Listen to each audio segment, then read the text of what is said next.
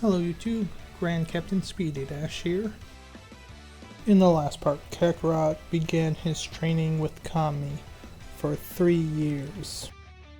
How will the differences in Kakarot and his actions affect the 23rd Tenkaichi Budokai? Find out now.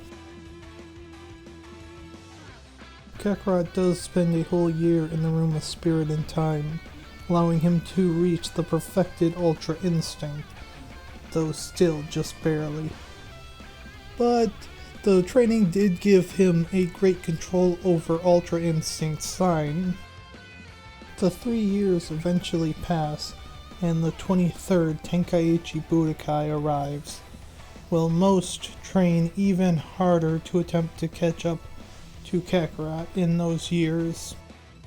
During the preliminaries, Chi-Chi approaches Kakarot, but he doesn't recognize her, just like in canon, so she is extremely mad at him, which surprises Kakarot, till Carlin tells Kakarot that she was Chi-Chi. Throughout the rest of the preliminaries, Kakarot is trying to apologize, but Chi-Chi isn't having it, and is happy when she is paired against him in the second match of the finals. Tien is quickly able to beat Cyborg Tao without any issue. Kakarot begins his match against Chi-Chi, which he is hesitant until she demands he fights seriously so she can prove her love for him.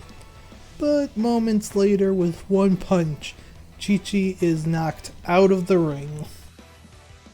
Chi-Chi is angered at herself that she wasn't able to put up more of a fight, but Kakarot praises her while apologizing again for being away for so long, and saying that he'll marry her after the tournament. Piccolo has a slightly harder time fighting Krillin, but Krillin still gives up in the end, just like in canon.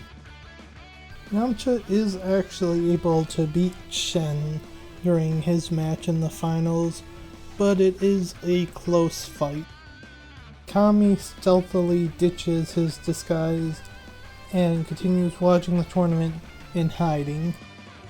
Kakarot and Tien begin their match, and as hard as Tien tried to close the gap between them, it was to no avail, as Kakarot just continued to grow far stronger, which causes Tien to be ringed out, without Kakarot even taking off his weighted clothing. Piccolo struggles a bit with Yamcha, and does take a decent amount of damage before knocking Yamcha out of the ring. In the final match, Kakarot fights seemingly even with Piccolo, till Piccolo starts to run out of steam, because at this point Goku still hasn't taken off his weighted clothing. Kami pushes Kakarot to kill Piccolo, but Kakarot refuses, as he knows that doing so will cause the loss of the Dragon Balls. Instead finishes the fight by knocking out Piccolo. Kakarot gives Piccolo a senzu and rejects Kami's offer before he heads off to marry Chi-Chi. Kakarot and Chi-Chi build a home near Grandpa Gohan's house, with Grandpa Gohan living just long enough to meet Kakarot's son, Gohan, and Grandpa Gohan dies in peace happily.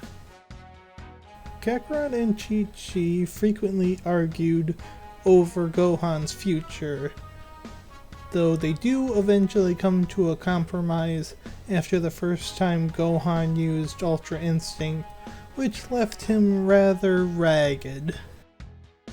Gohan still didn't care for fighting, having the desire to be a scholar, but did enjoy having some father-son bonding time.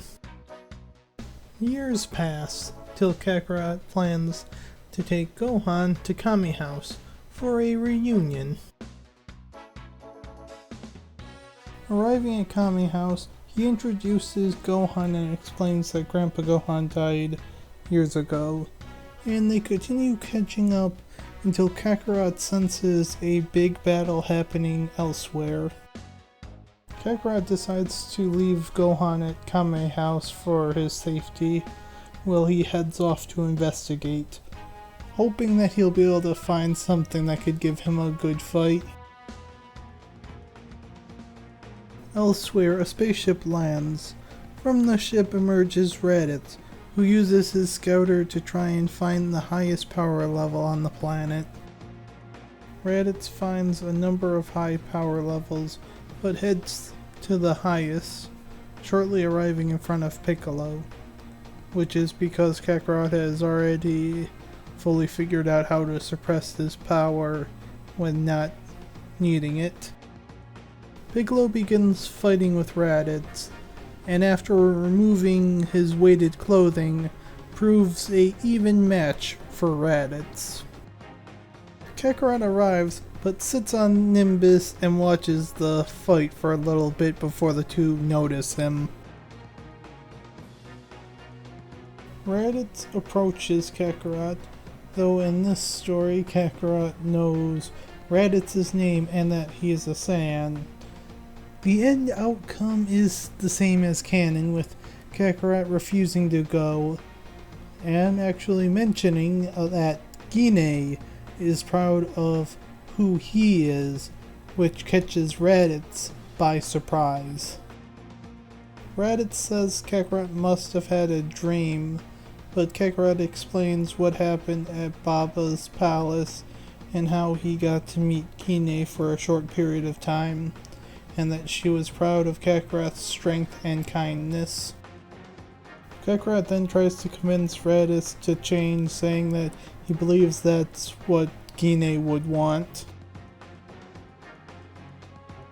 Raditz is very confused about all this and simply flies away to recollect his thoughts, eventually returning to his space pod to sit and contemplate things.